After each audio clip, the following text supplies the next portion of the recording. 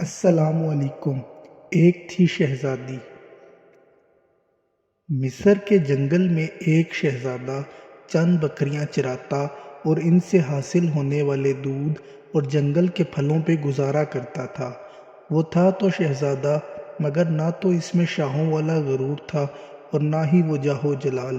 وہ عام انسانوں کی طرح زندگی بسر کرتا، روکھی سوکھی کھاتا، بیشتر وقت اپنی رعایا کی خدمت اور خدا کی یاد میں بسر کرتا تھا۔ اس کی نیک چلنی کا پوری ریاست میں چرچا تھا۔ اسے یہ خصوصیات اپنے رحم دل باپ سے وراثت میں ملی تھی۔ ایک دن شہزادہ معمول کے مطابق رعایا کے مسائل سننے کے بعد جنگل میں دنیا سے بے نیاز خدا کی یاد میں مگن تھا۔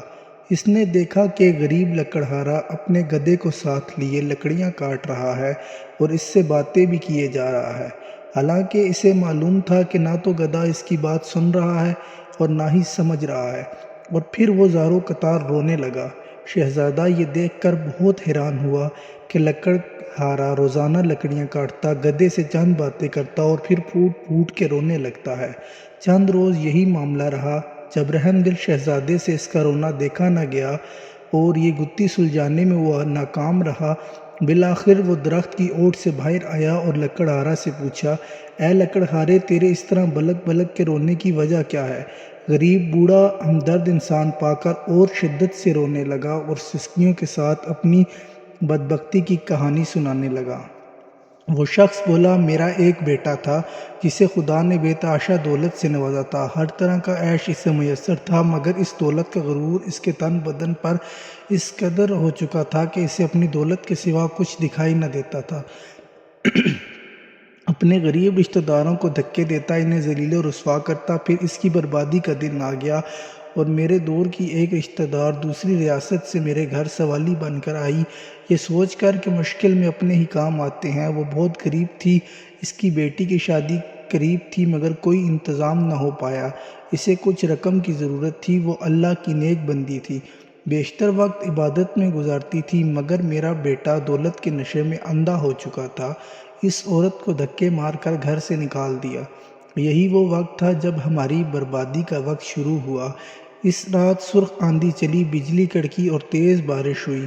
میں اور میرا بیٹا اپنے نرم بستر پر میٹھی نیند سو رہے تھے اور وہ عورت پوری رات ہمارے دروازے سے لگی روتی رہی۔ شدید طوفان اور رات کے گھنے اندھیرے میں دوسری ریاست واپس جانا اس کے لیے ممکن نہ تھا، اور وہ ضعیف عورت پوری رات اس طوفان کا مقابلہ کرتی رہی اور میرے بیٹے کو رحم نہ آیا۔ صبح جب میری آنکھ کھلی تو مجھ پہ قیامت ٹوٹ پڑی۔ میرا بیٹا گدھے کی صورت اختیار کر چکا تھا، گھر کا سارا مال آسمانی بجلی گرنے سے جل کر خاک ہو چکا تھا، سب کچھ برباد ہو گیا تھا۔ اس سب میں میرا قصور یہ ہے کہ میں نے اپنے بیٹے کو برائی سے نہ روکا۔ برائی کی طرف میرا بیٹا بڑھتا گیا، اس کا ہر قدم میں نے کبھی نہیں ٹوکا۔ اب یہ عالم ہے کہ میں جنگل سے لکڑیاں کاٹتا ہوں اور اپنے ہی بیٹے پہ لاد کر بیچنے لے جاتا ہوں، اور اسی سے ہم باپ بیٹے کا گزارا چلتا ہے۔ یہ سن کر شہزادے کی آنکھیں نم ہو گئیں اور وہ لکڑہارے سے مخاطب ہوا، اے ضعیف انسان، تو نے بہت ظلم کیا۔ بے شک برائی پر خاموش رہنا اور اسے نہ روکنا اس کا ساتھ دینے کے مترادف ہے۔ تو نے اپنے بیٹے کو برائی سے نہ روکا، مجھے تیری حالت پر افسوس ہے۔ اب میں اپنی اس غریب رشتہ دار کی تلاش میں مارا مارا پھرتا ہوں، اس کی تلاش مجھے رلاتی ہے، شاید وہ میری مدد کر سکے۔ وہ مجھے مل جائے، میں اس سے معافی مانگوں گا، شاید میرے گناہوں کا ازالہ ہو سکے، مگر افسوس وہ مجھے کہیں نہیں ملتی۔ یہ کہہ کر لکڑہارا رونے لگا۔ شہزادے نے اس کے آنسو پونچھتے ہوئے کہا، تم اپنے گناہوں کی معافی اللہ سے مانگو، وہ بہت رحیم ہے، اگر اس نے تمہیں معاف کر دیا تو وہ تمہیں اس عورت تک پہنچانے کا کوئی نہ کوئی سبب ضرور بنائے گا۔ وہ اللہ بہت مہربان ہے، اپنے بندوں پر ظلم نہیں کرتا۔ بوڑھا لکڑہارا اسی وقت سجدے میں گر کر بلک بلک کر اپنے گناہوں کی معافی مانگنے لگا۔ اچانک دور سے کسی گھوڑے کے ٹاپوں کی آواز سنائی دی۔ ایک خوبصورت شہزادی سفید رنگ کے حسین گھوڑے پر سوار تھی، قریب آ کر شہزادے سے مخاطب ہوئی، اے شہزادے، آخر یہ کیا ماجرا ہے؟ شہزادے نے بوڑھے کی رام کہانی شہزادی کو سنا دی۔